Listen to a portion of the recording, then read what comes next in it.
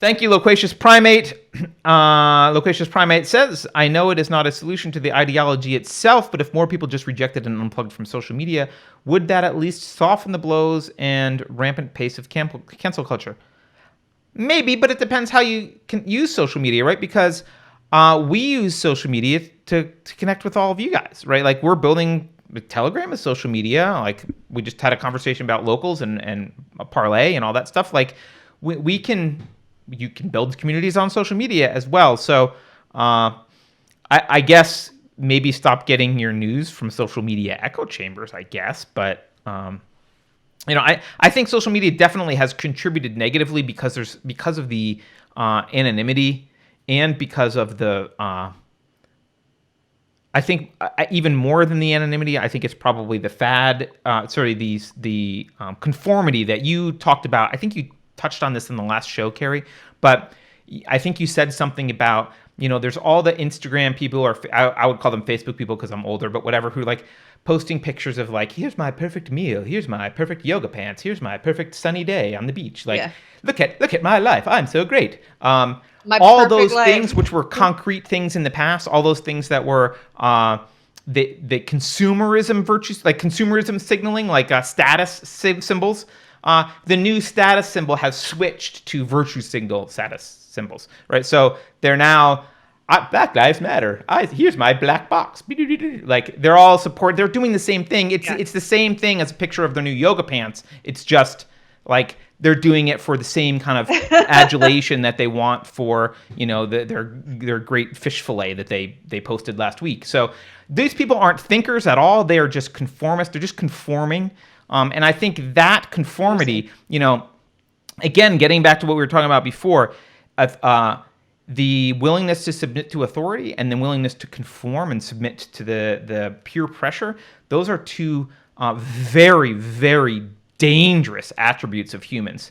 And some good can come out of conformity a little bit sometimes, I guess, but they're very, very dangerous attributes. And I think one of the reasons you see the social justice mobs have so much power online is precisely because that conformity is being triggered in a way that it's hard to trigger in real life. Because if you remember the Milgram experiment, so there was different variations. There was the variation where the person being, quote, tortured was in a room that you couldn't see, but you could hear them.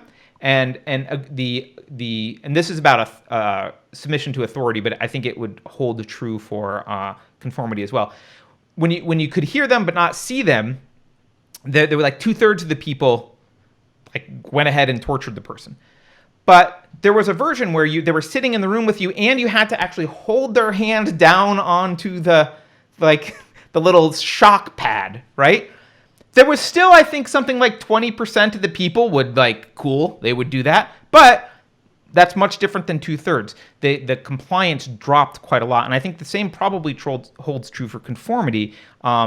If, social media has enough distance that if we were all in a room together, you probably wouldn't pile on Carrie and yell about how she's racist. But if you're on Facebook together and she's just a little icon and no one knows who this Carrie Smith person is, bam, piling on becomes like, you get praise from people that you do know, and like other icons in there. It's much easier to get caught up in that. So, I guess it's a long-winded answer. Yes, social media is a problem, I guess. But it's the same thing as a mob in real life. When you are in a mob, like these rioters and looters, you become more anonymous because you become part of this group, this mob mentality, and that's kind of what you see happening online, even more likely online because you're not actually face to face with people. But it's that's like what I'm saying. Become a part of this group. Yeah. And I think actually, how you've talked about the threshold theory? I forget whose theory it was, but the threshold theory about mobs where there's maybe a certain percentage of people very low that will throw the first stone, but then there's more people that if they see one other person throw a stone, they'll throw a stone, and then there's more people that if they see two people throw a stone, they'll throw a stone, and it can spiral out of everyone throwing stones. I think that my guess is that threshold is actually much lower online where there's a little bit of anonymity. So, people who in real life wouldn't throw the first stone at all might online be willing to be like, it's just online. I'll throw a stone. There's a little bit of Yeah, anonymity they'll here. totally I'll see how the yeah. lobbing of the stone goes. Right.